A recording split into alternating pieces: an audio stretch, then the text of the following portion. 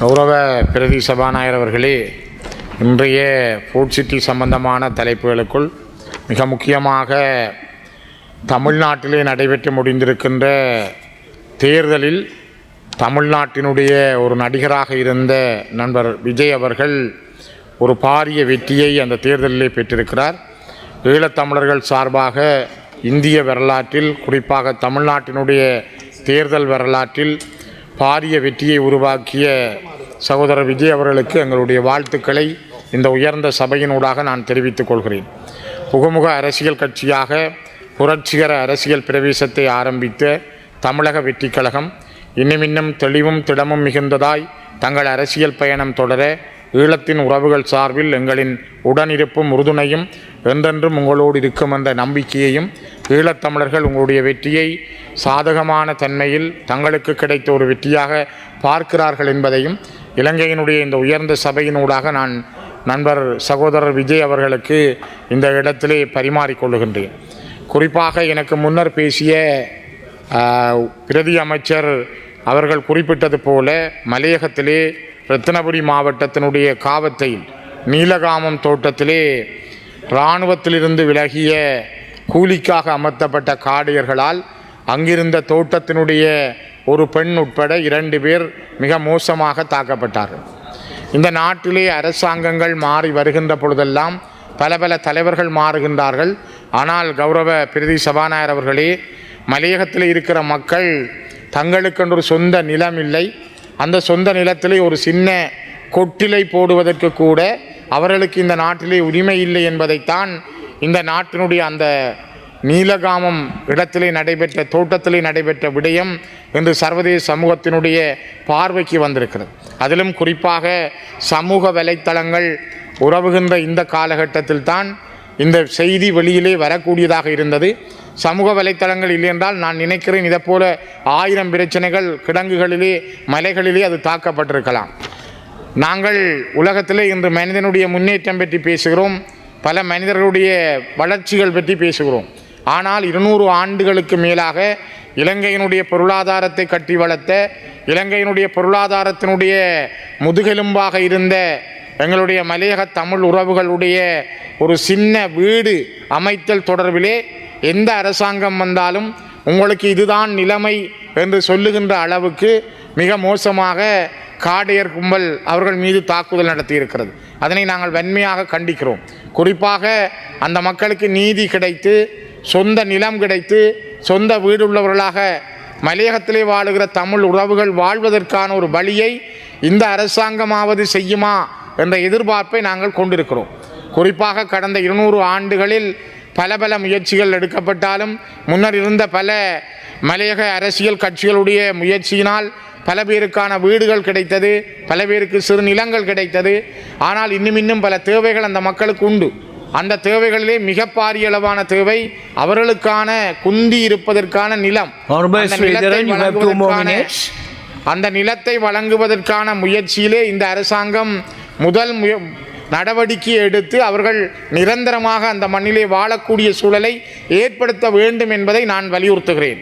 குறிப்பாக இன்னுமொரு விடயம், எங்களுடைய கிளிநொச்சி மண்ணிலே பிறந்து வளர்ந்த ஒரு மிகப்பெரிய எழுத்தாளர், மூத்த எழுத்தாளர் தம்பி தீபச்செல்வன் அவருடைய புத்தகங்கள் இலங்கையினுடைய கஸ்டம் காரியாலயத்திலே மறைத்து வைக்கப்பட்டிருக்கிறது. குறிப்பாக அவருடைய பயங்கரவாதி சைனட் போன்ற நூல்கள் விடுவிக்கப்பட்டிருக்கின்றன.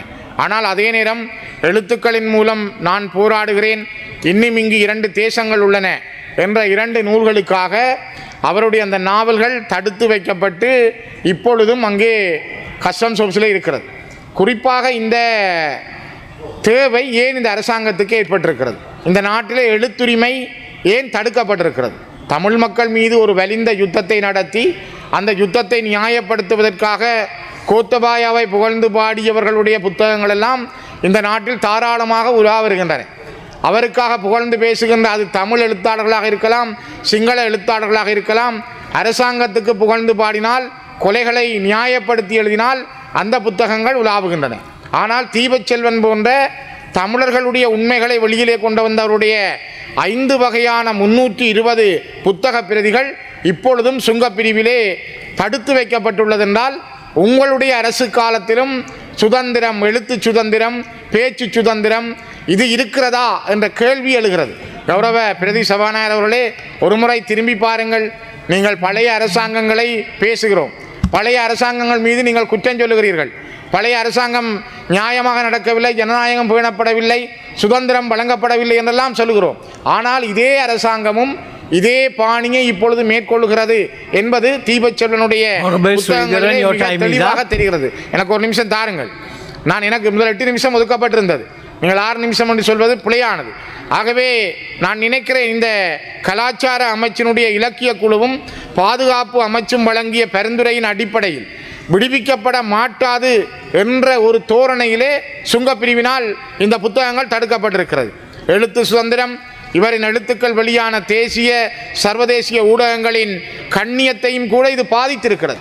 ஆகவே நான் நினைக்கிறேன், இந்த நாட்டிலே மலையகத்திலே காவத்தையில் நடைபெற்றிருக்கிற நீலகாமம் தோட்டத்திலே நடந்த மிக மோசமான வன்முறையும், இப்பொழுதும் இந்த நாட்டிலே இன ரீதியான வன்முறையும் இன ரீதியான பாகுபாடும் நல்லிணக்கமற்ற தன்மையும் மேலோங்கித்தான் இருக்கிறது என்பதற்கு இவையெல்லாம் நல்ல உதாரணங்கள். ஒரு தைட்டி விகாரையை அகற்ற முடியாது, அதற்கு பெயர் குறித்து தனியாருடைய தமிழர் காணியிலே வலுக்கட்டாயமாக அமைத்து வைத்துக்கொண்டு அவருடைய நிலங்களை வழங்க விடாமல் தடுத்திருக்கிற அரசாங்கம், நீலகாமம் தோட்டத்திலே சொந்தமாக ஒரு கொட்டில் போட்டு தான் படுப்பதற்கு உறங்குவதற்கு அனுமதிக்காத அரசாங்கம், ஒரு தீபச்செல்வனுடைய புத்தகத்தை வெளியிடுவதற்கு கூட அனுமதிக்காத அரசாங்கம், நீங்கள் என்ன ஜனநாயகத்தை வெளியிலே சொல்ல போகிறீர்கள்? நீங்கள் எந்த வகையான ஒரு உணர்வுகளை வெளிப்படுத்த போகிறீர்கள்? உங்களுடைய காலமும் கடந்த அரசாங்கங்களுடைய காலம் போல் வன்முறையும் துப்பாக்கி கலாச்சாரங்களும் அல்லது இனங்களை மதிக்க தெரியாத சகிப்புத்தன்மையற்ற ஒரு அரசாங்கத்தான் நீங்கள் இருக்கப் போகிறீர்களா என்பதை தயவு செய்து உணர்ந்து கொள்ளுங்கள், திருந்துங்கள்.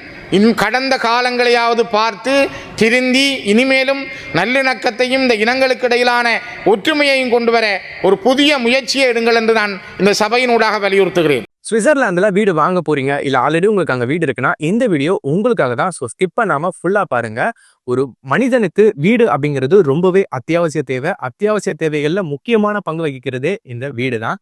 ஸோ அப்படி வீடு வாங்குறது, விற்கிறது, இது சம்பந்தமா உங்களுக்கு இருக்கிற நிறைய ப்ராப்ளத்துக்கு சொல்யூஷன் தர ஒரே இடம் தான் உங்கள் செல்வாசக். Your future our vision. இப்போ சுவிட்சர்லாந்துல வீட்டோட வட்டி விகிதத்துல நல்ல மாற்றம் வந்திருக்கு, நிறைய குறைஞ்சிருக்கு. ஸோ நீங்க ஏதாவது அக்ரிமெண்ட் போட்டு வச்சிருக்கீங்கன்னா இப்பவே அதை ரெனிவல் பண்ணி மாற்றி வச்சுக்கிட்டீங்கன்னா உங்களுக்கு நிறைய ப்ராஃபிட்ஸ் இருக்கும். ஸோ இது சம்பந்தமா உங்களுக்கு ஏதாவது அப்டேட்ஸ் வேணும், இந்த மாற்றத்துல உங்களுக்கு ஏதாவது டவுட் இருக்கு அப்படின்னா மறக்காம ஸ்கிரீன்ல தெரிய நம்பர் கால் பண்ணுங்க. சுவிட்சர்லாந்துல நீங்க வீடு வாங்கணும் இல்ல வீடு விற்கணும், அந்த மாதிரி ஏதாவது உங்களுக்கு தேவைகள் இருந்தா மறக்காம எங்களை காண்டாக்ட் பண்ணுங்க. உங்களோட எல்லா தேவைகளையும் உங்க ஃபேமிலியில ஒரு மெம்பரா இருந்து நாங்க பார்த்து பண்ணி கொடுப்போம். இது உங்கள் செல்வாசோக். இச்செய்திகளுக்கு பிரதான அனுசரணை செல்வாசோக் இமோபிலியன், சுவிஸ் நாட்டில் முன்னணி நிறுவனம். தொடர்புகளுக்கு 07951464428. வீடு வாங்க, வீடு கட்ட, வீடு திருத்த மற்றும் வீட்டுக்கடன். Your future our vision. இது போன்ற மேலும் பல முக்கிய சுவாரஸ்யமான செய்திகளை அறிந்து கொள்ள லங்காஃபோ யூடியூப் சேனலை சப்ஸ்கிரைப் பண்ணுங்கள். எமது செய்திகள் உடனடியாக கிடைக்க பெல் பட்டனை அழுத்துங்கள். அத்தோடு எமது செய்திகளை மற்றவர்களும் பார்வையிட ஷேர் செய்யுங்கள். நன்றி.